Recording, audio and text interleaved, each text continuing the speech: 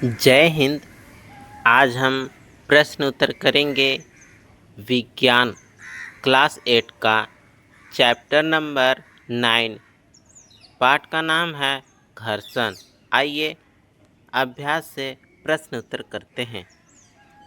प्रश्न संख्या 1 है, रिक्त स्थानों की पूर्ति कीजिए। यहाँ पर रिक्त स्थान दिया रहेगा, उसका सही आंसर आपको देना होगा। प्रश्न क है, घर्षण एक दूसरे के संपर्क में रखी दो वस्तुओं के पृष्ठों के बीच सापेक्ष गति का विरोध करता है। उत्तर होगा सापेक्ष गति। आइए व्याख्या हम समझते हैं। घर्षण दो वस्तुओं के बीच होने वाली सापेक्ष गति यानी रिलेटिव मोशन का विरोध करता है। इसलिए वस्तु को चलाने के लिए बल लगाना पड़ता है। प्रश्न ख, घर्षण पृष्ठों के प्रकृति पर निर्भर करता है। व्याख्या है, यदि पृष्ठ चिकने होंगे तो घर्षण कम होगा और यदि खुरदरे होंगे तो घर्षण अधिक होगा। इसलिए घर्षण पृष्ठों की प्रकृति पर निर्भर करता है। प्रश्न ग, घर्षण से ऊष्मा यानी हीट उत्पन्न होती है। उत्तर होगा ऊष्मा। ऊष्मा को इंग्लिश में हीट बोलेंगे। जब दो वस्तुएं आपस में रगड़ खाती है तो घर्षण के कारण ऊष्मा उत्पन्न होती है। प्रश्न घ, कैरम बोर्ड पर पाउडर छिड़कने से घर्षण कम हो जाता है। इसका व्याख्या है, पाउडर सतह को अधिक चिकना बना देता है जिससे गोटी आसानी से फिसलती है और घर्षण कम हो जाता है। प्रश्न अंग, सर्पिक घर्षण स्थैतिक घर्षण से कम होता है। इसका हम सही व्याख्या जानेंगे। जब वस्तु चलने लगती है तब सर्पिक घर्षण लगता है। यह स्थैतिक घर्षण की तुलना में कम होता है। प्रश्न संख्या 2 प्रश्न है, घटते क्रम में सही व्यवस्था चुनिए। प्रश्न है, 4 बच्चों ने लोटनिक, स्थैतिक तथा सर्पिक घर्षण के कारण बलों को घटते क्रम में व्यवस्थित किया है। सही व्यवस्था चुनिए। तो यहाँ पर उत्तर होगा ग। सही उत्तर होगा ग, स्थैतिक, उसके बाद सर्पिक, उसके बाद लोटनिक होगा। घर्षण का क्रम इसी प्रकार से है। सबसे पहले स्थैतिक घर्षण, उससे कम होगा सर्पिक घर्षण और उससे कम होगा लोटनिक घर्षण, यानी सबसे अधिक स्थैतिक, सबसे कम लोटनिक घर्षण होता है। प्रश्न 3, खिलौना कार पर घर्षण बल का बढ़ता क्रम होगा। उत्तर होगा ऑप्शन क, संगमरमर का गीला फर्श, संगमरमर का सूखा फर्श, समाचार पत्र, उसके बाद है तौलिया। देखिए व्याख्या है, जितनी सतह अधिक खुरदरी होगी घर्षण उतना अधिक होगा।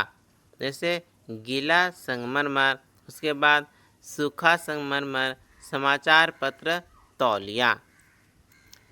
प्रश्न संख्या 4, यदि डेस्क को थोड़ा झुकाया जाए और पुस्तक नीचे की ओर सरकने लगे तो घर्षण बल की दिशा क्या होगी। उत्तर होगा घर्षण बल ऊपर की ओर होगा, यानी सरकने की दिशा के विपरीत होगा। यहाँ देखिए व्याख्या है, पुस्तक नीचे की ओर सरकती है, इसलिए घर्षण हमेशा गति का विरोध करता। समझ गए? घर्षण हमेशा गति का विरोध करेगा और ऊपर की ओर लगेगा। प्रश्न संख्या 5, यदि साबुन का पानी संगमरमर के फर्श पर फैल जाए तो चलना आसान होगा या कठिन? कारण बताएं। उत्तर होगा चलना कठिन होगा। सही व्याख्या जानिए। साबुन का पानी घर्षण को कम कर देता है। कम घर्षण होने से पैर फिसल सकते हैं, इसलिए चलना कठिन और खतरनाक हो जाता है। प्रश्न 6, खिलाड़ी कीलदार यानी स्पैक्स वाले जूते क्यों पहनते हैं? उत्तर होगा खिलाड़ी स्पैक्स वाले जूते इसलिए पहनते हैं क्योंकि वे जमीन के साथ घर्षण बढ़ाते हैं। इसका व्याख्या समझिए। अधिक घर्षण मिलने से खिलाड़ी तेज दौड़ सकते हैं तथा फिसलने से बचते हैं। इसके बाद है प्रश्न संख्या 7। प्रश्न है, इकबाल हल्की पेटिका तथा सीमा भारी पेटिका धकेलती है, किसे अधिक घर्षण बल अनुभव होगा और क्यों? उत्तर होगा सीमा को अधिक घर्षण बल अनुभव होगा।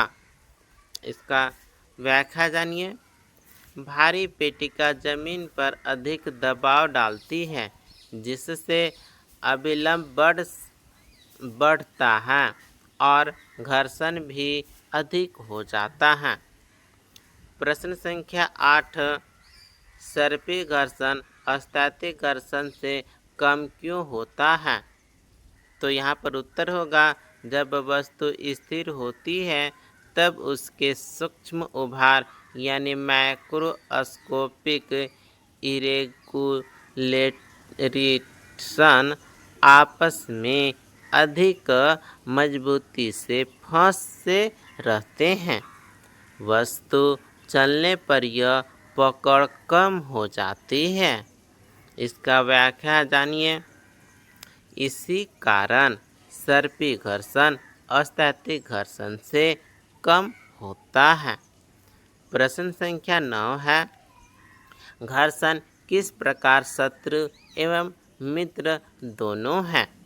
तो यहाँ पर उत्तर देखिए, घर्षण मित्र है क्योंकि हम चल पाते हैं, वाहन रुकते हैं, लिखना संभव होता है, कील और पेंच अपनी जगह टिके रहते हैं।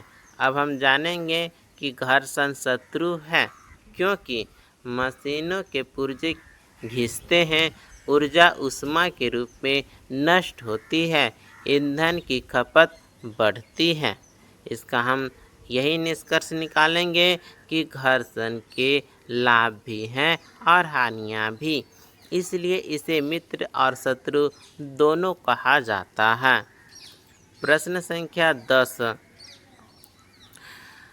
तरल में गति करने वाली वस्तुओं की आकृति विशेष प्रकार की क्यों बनाई जाती है?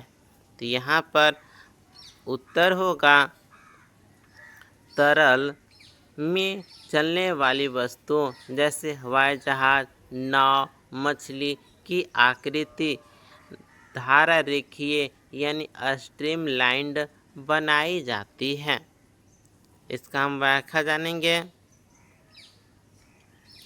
धारा रेखीय आकृति से तरल का विरोध घर्षण कम होता है, जिससे वस्तु आसानी से और तेज गति से चलती है तथा ऊर्जा की बचत होती है। अब हम परीक्षा के लिए सबसे महत्वपूर्ण वन लाइनर की ओर आते हैं। पहला, घर्षण किसका विरोध करता है? तो उत्तर होगा सापेक्ष गति का। दूसरा, घर्षण किस पर निर्भर करता है? उत्तर होगा पृष्ठों की प्रकृति तथा उन्हें दबाने वाले बल पर। तीसरा, घर्षण से क्या उत्पन्न होता है? तो उत्तर होगा ऊष्मा। सबसे अधिक घर्षण कौन सा होता है? उत्तर होगा स्थैतिक घर्षण। सबसे कम घर्षण कौन सा होता है? उत्तर होगा लोटनिक घर्षण। नेक्स्ट है, सर्पी घर्षण किससे कम होता है? तो उत्तर होगा स्थैतिक घर्षण से। स्नेहक लुब्रिकेंट का क्या कार्य है? उत्तर होगा घर्षण कम करना। बॉल बेरिंग का उपयोग क्यों किया जाता है? उत्तर होगा घर्षण कम करने के लिए। कैरम बोर्ड का पाउडर क्यों डाला जाता है? घर्षण कम करने के लिए। स्पैक्स वाले जूते क्यों पहने जाते हैं? घर्षण बढ़ाने के लिए। तो इसी प्रकार से यह प्रश्न उत्तर यहीं पर कंप्लीट होता है। मिलते हैं अगले वीडियो में, तब तक के लिए धन्यवाद।